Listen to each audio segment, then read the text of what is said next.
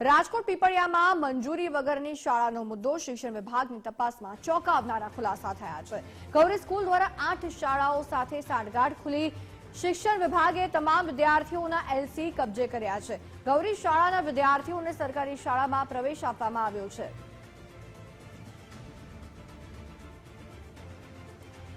કઈ 8 સ્કૂલની સંડોવણી સામે આવી છે આપને જણાવીએ। Radhekrishna Vidyalaya, Almighty School, Grey school.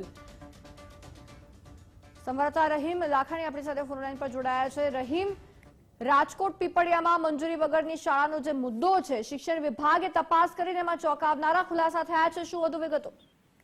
ચોક્કસપણે કશિશ, જે રીતના વાત કરવામાં આવે તો જે ગૌરી સ્કૂલ છે તેમાં જે બાળકો અભ્યાસ કરતા હતા તે બાળકો અન્ય સ્કૂલના નામે ત્યાં અભ્યાસ કરતા હોવાનું તપાસમાં ખુલ્યું છે। 8 જેટલી શાળાઓ સાથે તેની સાંઠગાંઠ હોવાનું સામે આવ્યું છે।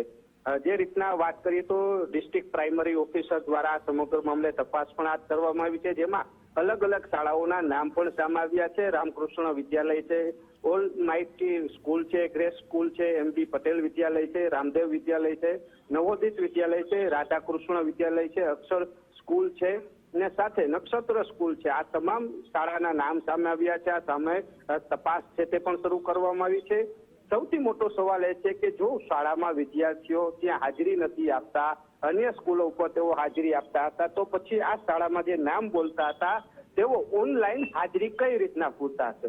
સૌથી મોટો સવાલ છે આ ખાનગી શાળાઓ સામે પણ થઈ રહ્યો છે, કારણ કે શિક્ષણ વિભાગના નવા નિયમ મુજબ હવે ઓનલાઈન હાજરી પૂરવાનું હોય છે, સરકારી હોય કે ખાનગી સ્કૂલ હોય, કારણ કે વિદ્યાર્થીઓની હાજરી ફરજિયાત છે। ઓનલાઈન તમામ ડેટાઓ નાખવાના હોય છે, તેની વચ્ચે આ ડુપ્લિકેટ શાળા સામે આવી છે, તેને લઈને હવે શિક્ષણ વિભાગે તપાસ શરૂ કરી છે। આભાર રહીમ સમગ્ર વિગતો બદલ।